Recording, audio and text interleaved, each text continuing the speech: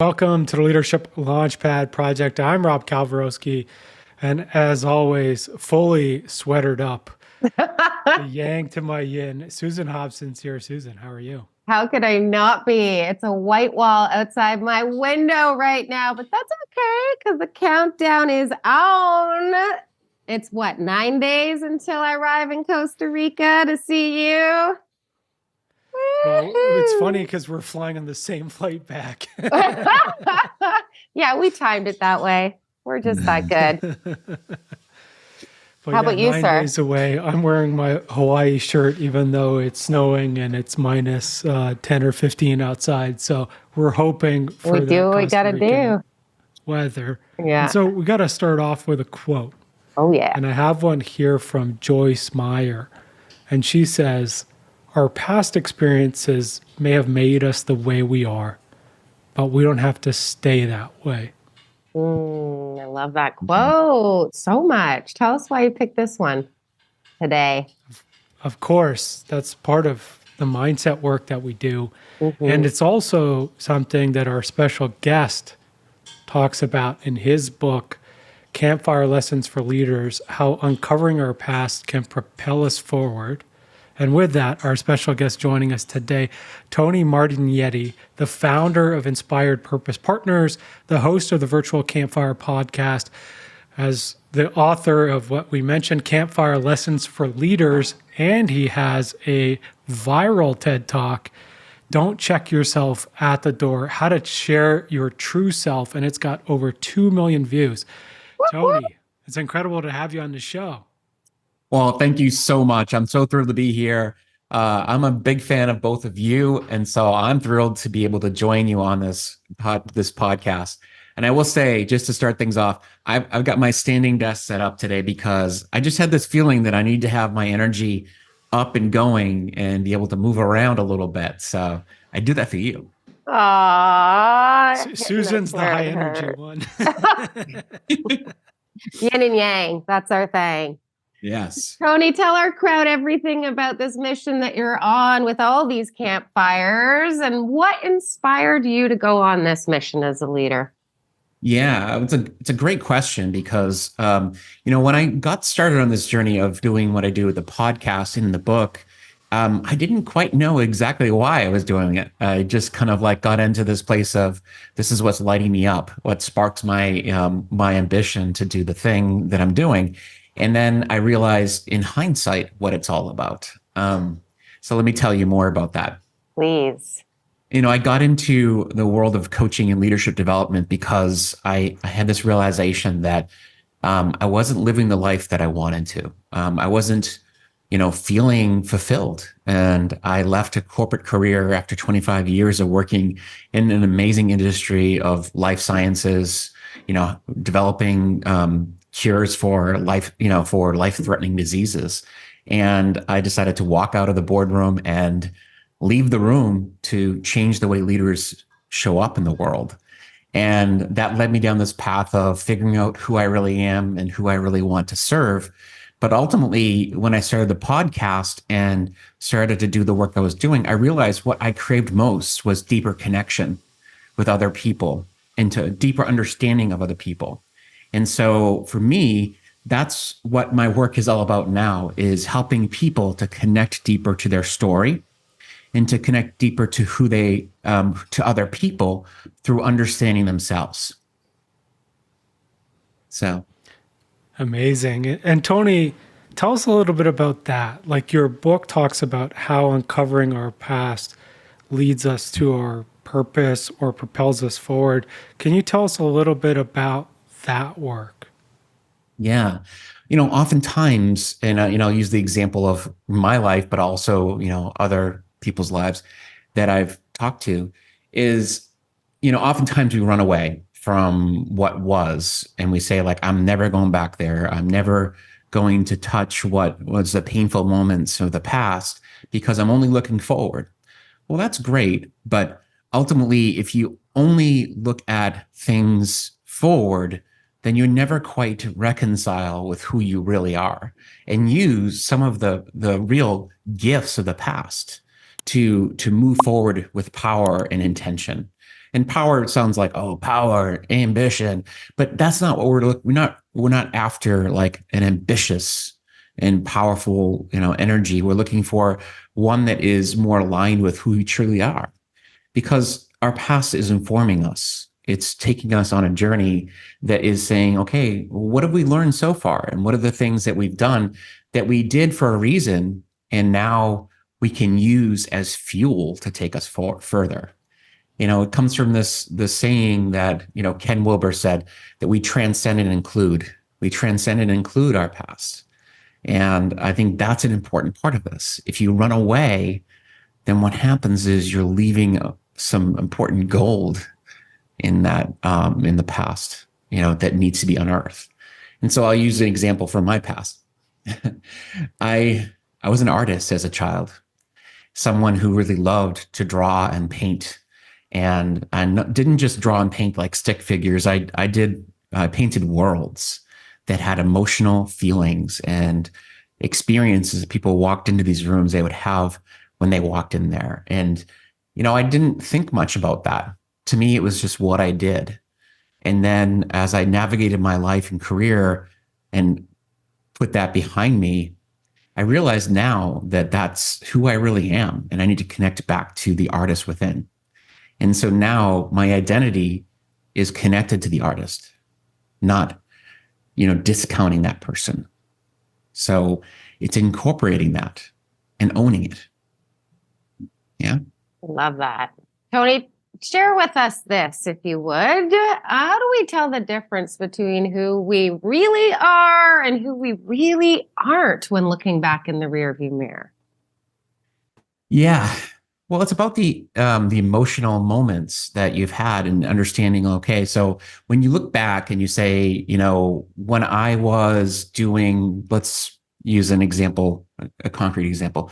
Let's say that in the past, you spent some time in the financial services, not to discount the financial services, but like you realize when you were doing that role that you were working so hard to show up as this person that was analytical, or a person who was on top of the numbers, but you worked so hard and burnt yourself out in the process of trying to be that person. And that realization as you look back is just that, like, why did I try so hard to be something that maybe I wasn't? And maybe it was because there were people in your life that said you should have a job that makes a lot of money. You should do all these things. It was never really your path. It was really part of like what was forced upon you by other people. And that's what I wrote about in my first book too, which is this idea of like climbing the right mountain. It's, defining success on our own terms. And oftentimes we have to really challenge, are we on our path or someone else's definition of what the path should look like? So when you look back, like look at whether you define that path or someone else defined that path for you, with good intentions, mind you. Mm-hmm. And what about because I'm thinking about some of the clients I'm working with right now who came to me to discover their purpose. Oftentimes, I think the biggest hindrance to that is that they just there's too much uncertainty, right? And being able to trust the path that doesn't make all the money, as an example, because you were just riffing on that, right? So what are your thoughts in terms of how we help our clients overcome that little ditty right there? Yeah. And that's, I think, the most challenging part of this, right? Because sometimes that path that lights you up, brings you alive, can be the most daunting path of all, because you're doing the work, you're putting in what I call the reps, the repetitions, and building the muscle, but you're not seeing the results. Mm-hmm. And maybe it's hard. I mean, growth is hard. Let's be honest. It's not an easy road, but ultimately what you have to realize is that there are seeds being planted for a future that you might not see yet. Yeah. Mm-hmm. And so the important thing is to realize, am I enjoying parts of the growth process, even though it may be hard? Am I enjoying the person who I'm becoming? Am I happy with who I am? And am I seeing a path that's starting to unfurl, even if it's a small bit of light along that path that says, like, yeah, I can see where this is headed. And I can see where this might lead me to the abundance that I'm starting to lead to. Then you know you're on the right path. Tony, who are you becoming? I don't know. I'm kidding. Yeah, I love that question, because one of the things that I've leaned into a lot lately is this idea of being a curator. Yeah.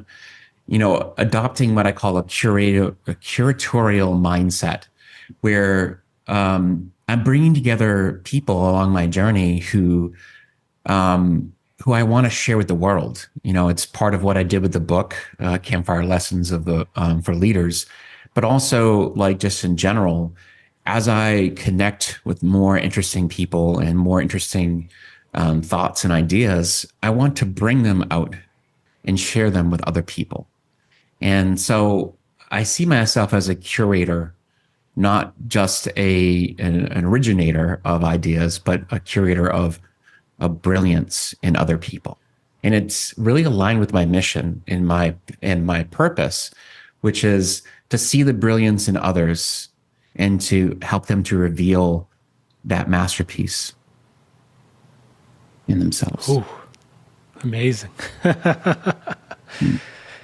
Tony, I want to dig into your, like, the campfires, and you have a concept called flashpoint moments. Can you tell us a little bit about, like, what's a flashpoint moment? Yeah. Flashpoint moments are interesting because people think, like, oh, what's the difference between a flashpoint and a pivot moment or an inflection point? I mean, there are some similarities for sure, but a flashpoint is interesting because there's a sense of being ignited into the world. It's a moment when your gifts are starting to come into the world, whether it be from a traumatic event or from an event where you realize that your life cannot stay the same. Your life cannot be what it was. And I will say that it's not always known until it might be known after the fact. You might have to understand it looking backwards, not in that moment. I'll give you an example.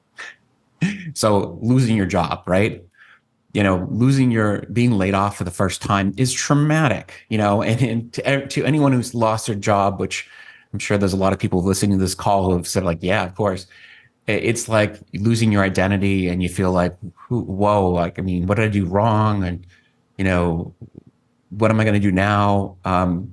But oftentimes that is like the thing that turns you into that, to the next opportunity that really changes you.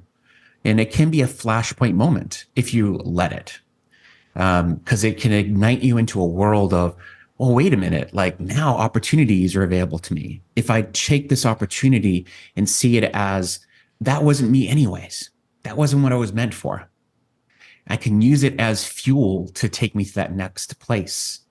If I just decide to go ahead and do the same thing at another company, and as they call the rinse, wash, and repeat cycle, then okay, fine. And there's nothing wrong with that.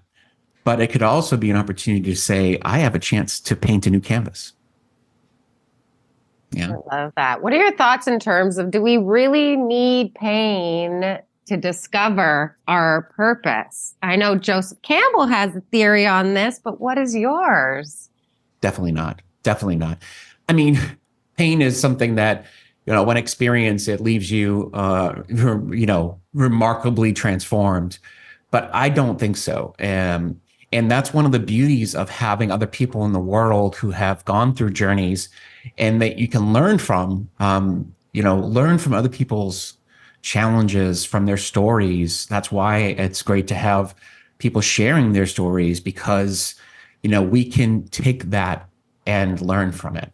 It's funny, I just had a launch party for my book just last night, and a friend of mine, Nancy Barrows, who's actually in the book, talks about her story, which was very profound, very deep. And she has this a remarkable story that has helped so many people to realize that they don't have to be alone. They don't have to go through the same, hiding of themselves, masking themselves for so long.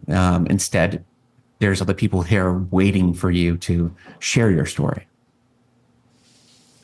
Tony, you said a key word, masking yourself. And it's funny, like my TED Talk, I talk a lot about the bad bosses out there and how they're wearing masks. Yeah. And your TED Talk is about how do we take off those masks and be authentic at work. Yeah. Do you want to share more, like for those folks out there, why is it so hard to show up as ourselves at work? And then we'll talk a little bit more about strategies to take those masks off. Yeah. Well, I mean, I think part of the way that how do we get here to this moment is fitting in. We all wanted to fit in, to belong. And, what that had us doing is realizing that to fit in and belong is to hide parts of who we are, that are awkward, weird, maybe alienating to others. And so, that's what had us, feeling as though we're part of the crowd. But I think the challenge with that is that the more we do that, it puts pressure on us to be perfect, to be, ideal. We got to stop being ideal. We got to stop being, more human and more us, because when we're more us, then we come to work and feel more at ease, more connected to the people around us, because they get to see the real us. Now, that doesn't mean, and I'm writing an article about this, that there's certain levels of authenticity that we need to be careful about. We're not going to come in and talk about things that are going to alienate other people. But what we want to be able to do is get them to know the real you when it helps people to connect. It's like intentional connection. And I think that's where we're at now. We're starting to see the need to really see each other. And the value of that and the benefit of that is that it not only deepens the connection, but it allows us to create bigger things in the workplace and beyond, to innovate, to be able to have a sense of belonging that goes even deeper. Because now we're not just trying to fit in, we're actually not fitting in, and we're actually creating a deeper belonging, which is kind of paradoxical. Yeah. I think so too. I know where I want to take you next. We're talking about authenticity. So I'm naturally curious what your response to this would be. Like, a lot of people believe that that's the only step to finding your purpose, but surely it does not stop there. What are the other elements to really starting to piece together what your purpose is based on your authentic self? Yeah. Well, I mean, we have to get curious first about ourselves. We have to, really understand, what is it that I have been, holding back? What are some things that we need to explore deeper about ourselves? I think one of the things that we often do is we don't spend enough time with ourselves. Amen. And so getting more curious, people always think of curiosity as being an external activity, and it is, but it starts with curiosity first with yourself. And I think that's one of the things that I just wrote an article for my newsletter about. The cave we fear to enter is the one we need to go into, and ask the questions of, who am I really? Like, who am I at the core? Those questions, we are scared to find out who we really are. And I don't know why. What do we think might be behind that? Yeah, there's a lot of theories, and I'm not going to necessarily be the one who's the expert at that, but I think part of it is there's a fear of really stepping into our full selves. Mm-hmm. Who might we become? What when we find out? Maybe we'll find out that we have flawed. And I think the people who fear that the most are the ones who are afraid to face their true selves. Mm-hmm. But I think the reality is we have to have the courage to see our full selves. Mm-hmm. You know, this one quote that drives me, and it's driven me for the past few years, especially when I left the corporate world, was if you're willing to feel everything, you can have anything. And it's by Peter Bregman. And I love that quote because it's about having emotional courage, the ability to express your full emotions. And, you know, I feel like I maybe express more emotions than most on, you know, in the public eye, but I think it's a good thing. You know, we have to be okay with being expressive about who we are, including the faults and the challenges that we have. And that's okay. Yeah. Because when we do, then we're becoming more fully expressive as humans. I think it goes back to what you were just riffing on a second ago, though, right? Like, I think the fear is that we won't be accepted and then we won't belong and then we're going to be left all by ourselves, right? Exactly. What will they think? Yeah. Yeah. I think it is. It's the fear of rejection and abandonment, right? In terms of whoever that is that you've been trying to appease as your conditioned self. Yeah. Yeah. I mean, I think we've all fallen victim to this idea of wanting to be the polished self, the online presence of who we are online. I think the reality is that we have to all know that that's not reality. We are just So as true. imperfect. We're just imperfect beings trying to do the best we can. Tony, how do we inspire folks to get the courage to start looking at themselves? Yeah. Well, first of all, the best thing you can do is reach out to them, talk to them, you know, connect with them. And I think that's one of the things that we lack the most right now is the ability to truly go deeper in relationships. You know, one of the things that is expressed right now a lot is how we have a lot of like wide networks, but we don't have deep relationships. And I think that's what I'm all about these days is trying to take relationships deeper so that we can get to know like what does really light you up? What does make you come alive? What are the things that are you at the core? So that when you do know them, people feel and experience them deeper. And we all benefit from that because the biggest thing that comes from all the deeper understandings of ourselves is the ideas and innovations that you have. One thing, Tony, I would love to ask you this because it's something that like the Global Happiness Index report came out a few days ago. And the big kind of findings, at least if you look at North America, is the folks over 60 are vastly happier than the folks under 30. And the delta in the United States is 52 places. The delta in Canada is 50 places. Like, what do you think the folks under 30 are experiencing, and why is that gap so huge? It's a great question. And I wish I had like a really good, solid answer to tell you, but I would say that it's a lack of deep relationships. When you think about the younger generations, all of their relationships have been fostered online, or most of them have. When I think about like my generation or generations that, you know, our generation, I should say, you know, most of our relationships were fostered outside of any internet connection. And I mean, we played outside, we met people in real life, and you know, we had to deal with the awkwardness of being in real life, which is really great because I think ultimately it helped us to build the social awareness of people. And I think that is really the big difference maker. And as you get on in years, you also realize how much you need to let go of the desire and the need to look good. I mean, and I'm saying this in general terms. Obviously, there's pockets of differences amongst the different generations, and you can't paint everything with the same brush. But I think that's the general sense that I have is that the more we let go of the desire to look good and to impress, and instead just kind of be and show up as people who want to connect, the better off we're going to all be.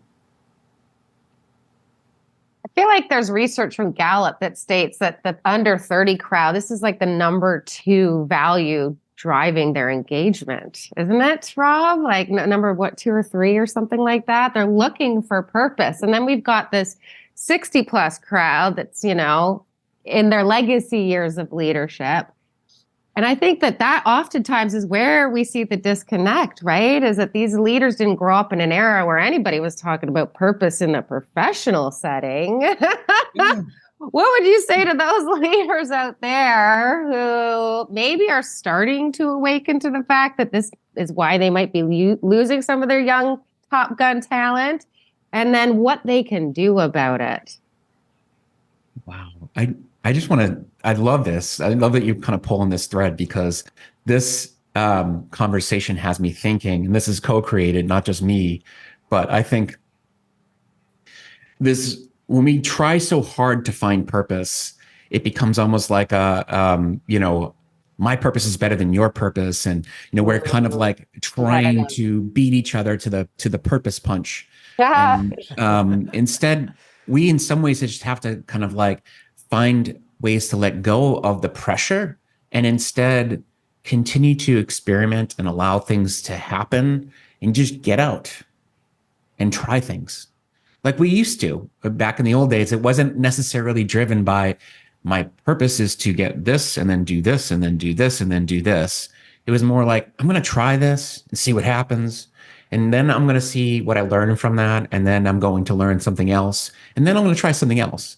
And then you kind of piece these things together. And then as you look back, you say, wow, now I understand. I don't know. What do you think? I think it, yeah, go. I see this a fair amount, Tony, and this was me also on my journey, was like, I'll do anything to force this to happen now. Right? And it's like we're trying so hard to push it through, but yet it's not something that pushes through. It's that discovery and it's curiosity and its openness and its experimentation, and it's finding that sort of pull factor, which is, it is those flashpoint moments. It's not something that you can design that, hey, next Monday I'm going to be doing this, right? But it's part of that culture. I think when we learn as kids is like, we learn like, hey, if you work harder, you'll get this thing. Or in the, like in sports, it's like you train harder, you get this thing. And so we're designed to like, oh, well, I'll just work harder and then I'll get my purpose, because that's what happens. Yeah. Yeah. Working harder almost gets in the way of you finding your purpose. Yeah, because it's scarce energy, right? And if we're in a scarcity mindset, we don't have the resources to see anything outside the box or next level now, do we? Yeah. Yeah. What role does a leader play in creating the conditions for their people to show up authentically in a purpose-driven way? Well, I mean, the cop-out answer is by example, leading by example, and allowing them to, you know, to show up, being authentic themselves, being more themselves allows other people be themselves. But I also think it's believing in their people and allowing them to see, you know, hey, tell me more about some things that light you up, that make you come alive. And what would you like to try? What are some things that you'd like to try that you haven't tried yet? Giving them opportunities to try and fail and see how they can stretch themselves. One of the things that I've learned along the way is that sometimes people see things in you that you don't see yourself. I call it like that, you know, the believing in you before you believe in yourself effect. And people rise to that occasion. Eventually, you know, what people see in you, that becomes a reality, because they, you know, you start to see that you want to be that person that they see in you.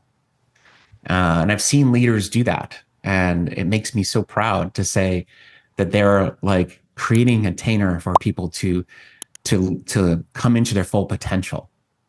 And it's not that they're constructing that, but it's more of a, a leader who can see something in somebody that is able to rise to that occasion. So what I'm hearing, Tony, is that leaders should be more like coaches. Like, how do you describe that? Yeah, I mean, it's exactly it. And part of it is that listening mentality, which, when you think about what a coach does, lots of listening, lots of questioning, not mandating. Curiosity. Yeah. Bringing that mindset into the workplace and allowing them to say, like, what is it that you really want to see for yourself? And as they listen, they're starting to hear things come out that people wouldn't normally share. Like more Excel spreadsheets. More Excel. How about for the leaders out there who don't trust that being authentic and purpose-driven can actually drive growth and performance? What would you say to them? Wake up. No. I mean, the reality is that, they're going to be left behind, because if they don't get on board, eventually what's going to happen is they're going to start seeing that people are going to gravitate to the people who really do believe in those things, and realizing that, when we're purpose driven and realize that, the leaders who see where we're headed will bring talent with them.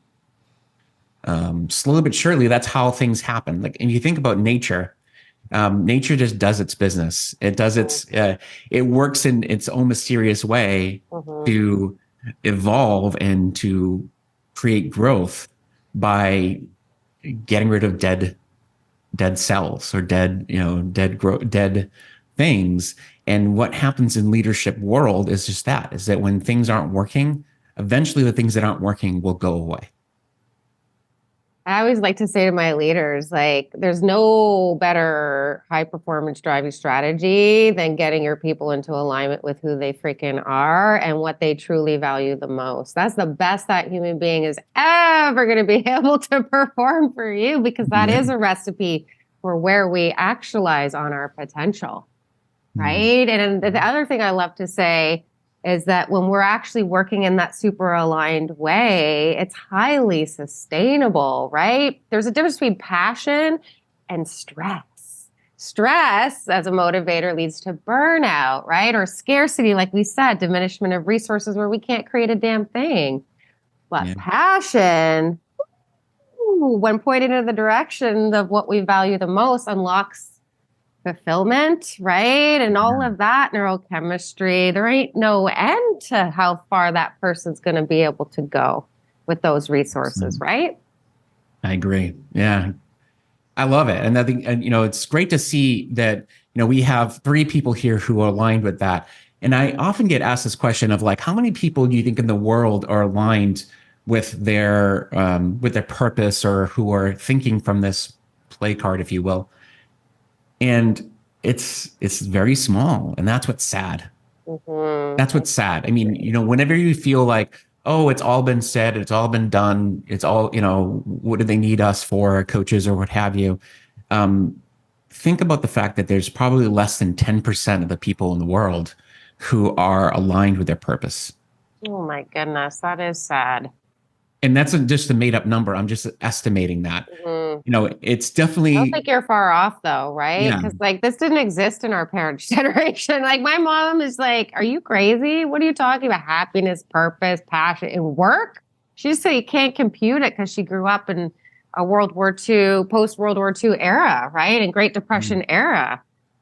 Yeah. So I think it's probably right, that stat. We're like the first generation that's really talking about these things, I feel like, us millennials, right? 100%. Lucky us. Well, I mean, I think we need to now, because we're in such a complex world that we need to kind of make sense of the complexity by leaning into more meaning and getting more meaning out of the world. And so I think it requires us to see the world differently than we have in the past. Yeah, thank God, because we're in a mental health crisis. Yeah. And this is where I want to go with you next, right? It's like there's never been a more important time to find your purpose, folks. Okay. Because this definitely connects to your mental health. Can you speak on that for a second? Because I also think most people listening probably don't see that connection, but where is it? Yeah, I mean, I'll just start by saying that obviously, when you are more connected to what you're meant to be doing, and you're acting in purpose, and you're being aligned with what you're meant to be doing, there's something that comes alive in you, and even when you're doing things that there's parts of the job that you don't love, they become a little less intense, a little less stressful, because you know that it's like there's something on the other side of that that will balance that out. When you go through your days and you're feeling like everything that I have going on right now there's nothing about it that makes me feel good. That's when you're at a place that's starting to kind of put you into a doldrum, and you got to check yourself. You got to check yourself out and say, all right, slow down. Maybe it's time for me to reassess what's going on in my life. I have this exercise I do with my clients, and I call it the weekly spark, where I have them plan their weeks, the week ahead, by looking at the week back and say, what did I do last week that worked? What didn't work? And how am I using what I learned to look at the next week ahead? And how am I planning intentionally to ensure that I at least have one thing that I'm looking forward to next week? If I have nothing next week that I'm planning for that is exciting, enlightening, or making me come alive, then it's time to change that. What a great exercise. Totally. Tony, if there's anything that you could tell our community of leaders, what would that be? Yeah. Well, I love this exercise that I share with people, and I think it'd be great for these leaders in general. I talk about this thing called expand your vision, narrow your focus. And what it means to me, and how it's useful, is that oftentimes when you're feeling stuck or you're feeling frustrated, it's because you've come to a place where you're stuck in a pattern, or you're stuck in your thinking. And if you want to change your thinking, imagine new possibilities. Expanding your vision is about stopping and looking more expansively. What's possible right now? What are the options available to me? Once you connect with something that's not what you're currently doing, see if you can follow that thread and narrow your vision, narrow your focus, so that you're focusing on that thing and spend time on that. It's not about rabbit holes. You don't want to go down and constantly be taking all these different rabbit holes, but it's like, let me try this avenue and see what happens. If it doesn't work out, that's fine too. But it's about allowing yourself to have different options, and expanding and narrowing allows you to not get stuck. Love it. You're going to love this one, because you're obviously a fan of the future up and to the right aspirational visualizing, as are we. If I take you all the way up and to the right, so far to the right that it's the rocking chair when those final seconds are on the shot clock, what do you want your legacy to be at that point in the rocking chair? Oh, gosh. I want people to feel as though what I left behind is a sense of optimism in the world, that there's hope, that there's a chance that we could do a little better than what we had before, leaving just a little bit of hope for the next generation to do better than what we've done in the past. And that's what I want to do. It's just my little bit of impact on people's ability to connect and their ability to see new possibilities. Spoken like a true legacy leader. And for folks out there, if you want to connect with Tony, I've dropped his LinkedIn in the podcast notes, as well as you can go to iPurposePartners.com, or you can check out his TED Talk or his book, the TED Talk, Don't Check Yourself at the Door, and the book, Campfire Lessons for Leaders. Check all that stuff out. Tony, is there anything that you're working on or anywhere else, folks, that you want folks to find you? Well, you just shared everything, so that's awesome. But I will share one thing that is hot off the presses. I am launching a program called Campfires of Connection, which is an inside workplace program about deepening connections in the workplace. And you can find information about that at ipurposepartners.com/campfiresofconnection.com. Oh, not .com. Amazing. We'll put the links. Don't worry. Yeah. Thank you. We'll Yes, put it's that in fresh off the presses. podcast So Yeah. That sounds amazing. And of course, it's purpose driven. So that's what we love about it the most. Obviously, for us, hit subscribe to the Leadership Launchpad Project on your favorite podcast platform. And wherever you're listening to this, hit subscribe to the Virtual Campfire Podcast. And you can check out all of Tony's episodes. And for all things executive coaching and leadership development, head on over to elitehighperformance.com for all of that. Susan, where do you want to land the plane today? I love this interview so much. Check yourself before you wreck yourself, right, Tony? I used to say that to myself when I'd be coming down the hallway ready to take the ice playing hockey, because I knew my state don't lie. I had to check my state to see if my state was on side, and I was in fact in a state of alignment, right? Because that's where the flow lives, like we spoke about today. But not just a recipe for sports. Turns out it's a recipe for life and leadership too. yeah. I love this interview. How about you, Rob? Yeah, for me, I want to harken back to the hero's journey.